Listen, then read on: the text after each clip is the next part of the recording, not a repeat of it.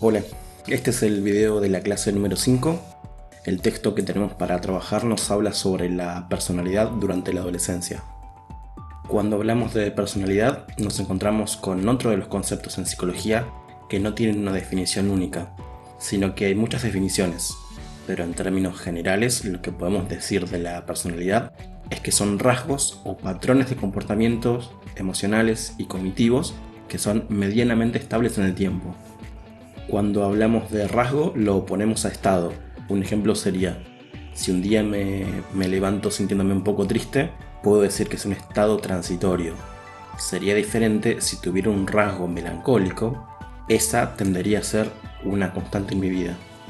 Otra cosa que sabemos sobre la personalidad es que se consolida a partir de los 30 años aproximadamente. A esa edad tiende a volverse más estable. Y antes se considera que aún está en formación nuestra personalidad, que no es lo mismo que decir que no tenemos una personalidad, aunque en el caso de alguien a quien le costará tomar decisiones o fijar una postura frente a un determinado tema y requiere siempre de la ayuda de otras personas, tampoco podríamos decir que esa persona no tiene personalidad, sino que podemos decir que tiene un tipo de personalidad dependiente. Hay tres palabras que en apariencia pertenecen a un mismo campo semántico, pero que en realidad son diferentes: personalidad, temperamento y carácter. Por temperamento me refiero al componente de la personalidad que es innato, que es parte de nuestra herencia genética. Estos rasgos ya son observables desde la infancia y son difíciles de modificar.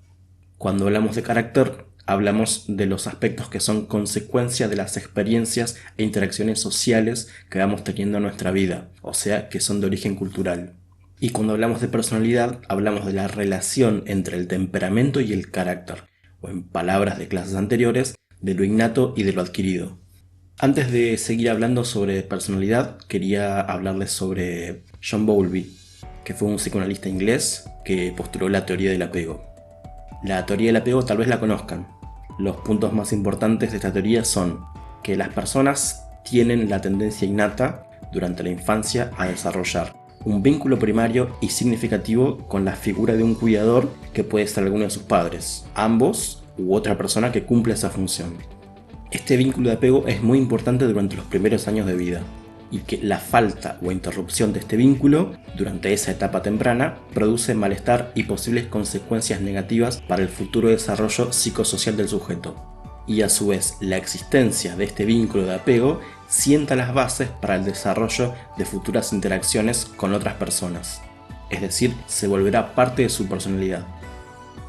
Si bien no tenemos ningún texto que hable sobre la teoría del apego en esta materia, es un contenido que seguramente lo van a ver en otra asignatura, pero que nos resulta de utilidad para entender mejor la formación de la personalidad.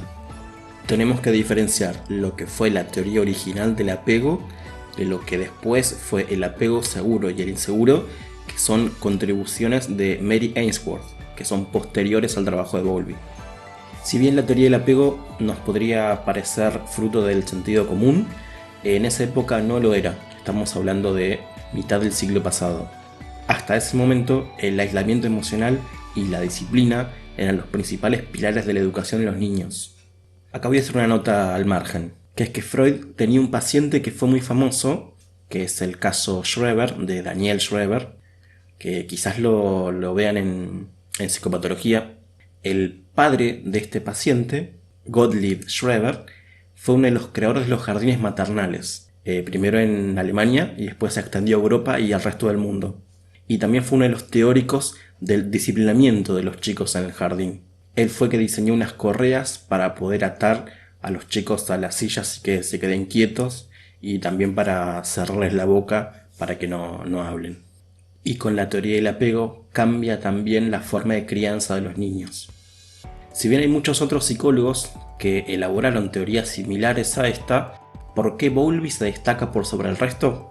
Porque su modelo teórico logró ser contrastado empíricamente por Harry Harlow.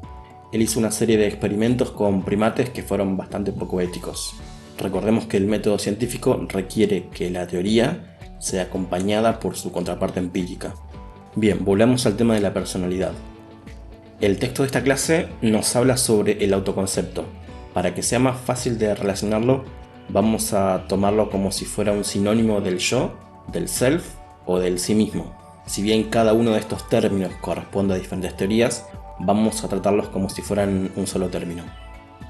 Lo que a nosotros nos va a interesar es cómo la construcción del autoconcepto afecta el rendimiento de los estudiantes, no solo en secundaria, sino que a todos en general les afecta. Otro de los temas centrales del texto es sobre tipologías familiares. Nos habla de diferentes disposiciones de las relaciones familiares y cómo esto afecta el autoconcepto.